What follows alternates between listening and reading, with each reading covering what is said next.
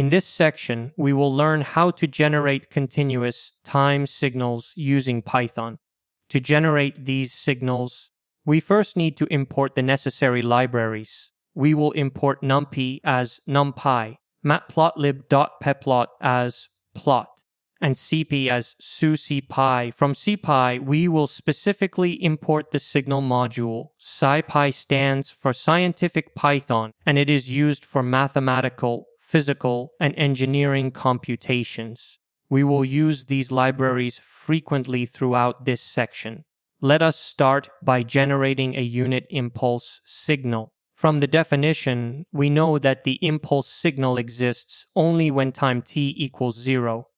To create this signal, we will first generate a time vector and then plot the impulse at time equal to 0. We will use two empty lists, one called x for storing the signal values and another called t for storing the time values. These empty lists act as placeholders that will be filled using a for loop. We will also use the append method, which adds values to a list.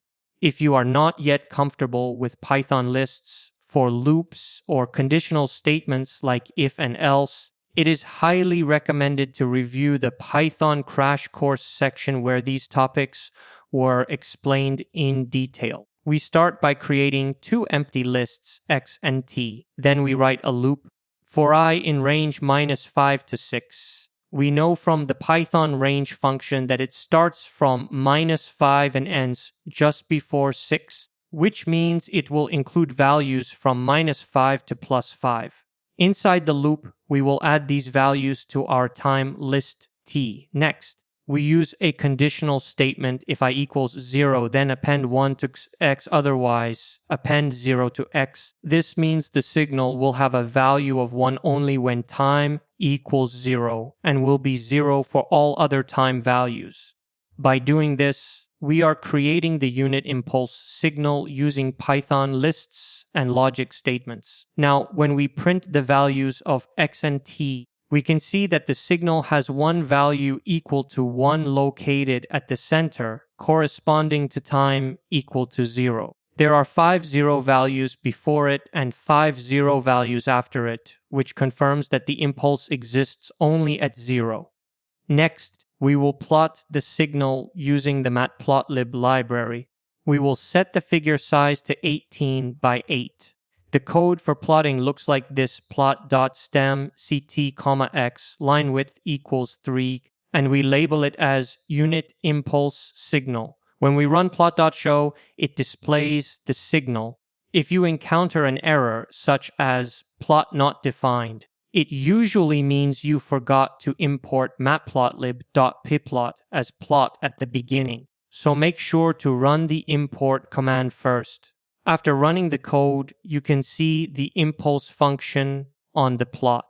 It looks exactly like the theoretical impulse signal we discussed in the previous lecture. The time range goes from -5 to +5, and the signal has a single spike at time equals 0 with an amplitude of 1. This confirms that we have successfully generated a continuous time impulse signal using Python. There is also another method to generate the unit impulse signal using the SciPy.signal module. Since we already imported signal from SciPy, we can simply write signal.unitImpulse num equals 11, index equals 5. Here, num equals 11 means we have 11 sample points, and index equals 5 means the impulse will appear at the 6th position, which corresponds to time equal to 0 if the range is symmetric. We then plot this using plot.stem's range -5 to 6,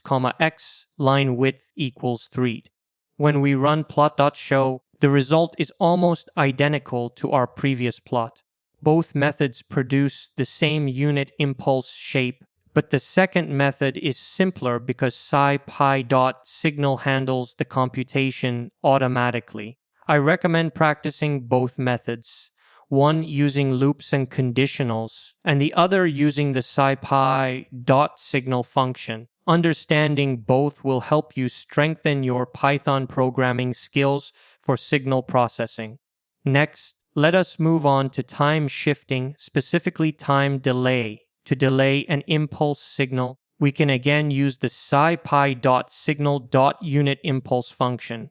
The syntax is signal.unitImpulse, inum equals 7, index equals 2. Here, num equals 7 defines 7 sample points, and index equals 2 means the impulse occurs at time equal to 2. This creates a delayed impulse signal because, in its normal form, the impulse occurs at time equal to 0. When we plot this delayed impulse using plot.stem, so range 0 to 6, x, line width equals 3, and then use plot.show, we can clearly see that the impulse has shifted 2 units to the right. The 7 sample points correspond to times 0 through 6, and the impulse now occurs at time equal to 2. This represents a 2-unit time delay. To create a time-advanced impulse, or a left-shifted impulse, we can repeat the same process but modify our condition in the loop.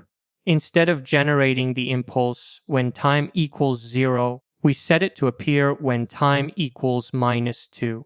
So the condition becomes if I equals -2, then append 1. Otherwise, append 0 when we run this code and plot the signal again using plot.stemT, x, line width equals 3, and plot.show. We can see that the impulse has shifted 2 units to the left. This represents a time advancement. In summary, we learned how to generate a continuous time unit impulse signal in Python using 2 methods, one with loops and conditionals, and another using SciPy.signal.unitImpulse. We also learned how to shift the impulse in time to create delayed and advanced versions. These techniques are fundamental for understanding how signals behave and how they can be manipulated programmatically using Python. It is very simple to generate time domain signals in Python. If you already know how to generate one signal, then the additional steps are almost the same. We will again use the same plotting commands such as plot.stem, line width label, and title, all of which we have already discussed. The next signal we will generate is the unit step signal.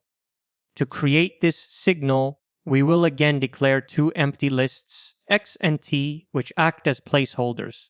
We will run a loop for time values ranging from -5 to +5. According to the definition, the unit step signal is equal to 1 when time is greater than or equal to 0, and is equal to 0 for time less than 0. Inside the loop, we will use a conditional statement. If I is greater than or equal to 0, append 1 to x, otherwise append 0. When we run this code and plot it using plot.stem, we can see that after time equals 0, all values of the signal are 1. This confirms that our signal behaves as a unit step function. The step occurs at time equals 0, and after that, the signal remains 1 for all positive values of time. To create a time-delayed unit step, we simply modified the condition slightly. Instead of checking whether time is greater than or equal to 0, we now check if time is greater than or equal to 2. This means the step will start 2 units later, creating a delay. When we run this modified code, we can see that the unit step signal is now shifted 2 units to the right. Similarly, to create a time-advanced unit step, we modify the condition again. This time we check if time is greater than or equal to -2. This means the signal starts 2 units earlier, shifting it to the left.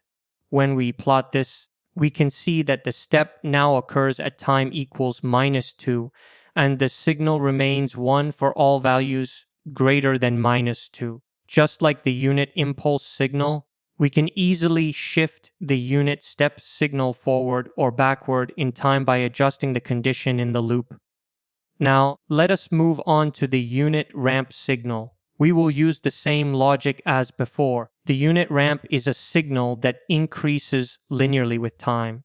It has a constant slope, and its magnitude is equal to the time value itself. We will again declare two lists, x and t, and run a loop for time ranging from 0 to 10. Inside the loop, we will simply append the time value to both lists. This means that if time is 1, the magnitude is 1. If time is 5, the magnitude is 5. When we plot this using plot.stem, we can see a straight line that increases with time, confirming that we have successfully generated the ramp signal.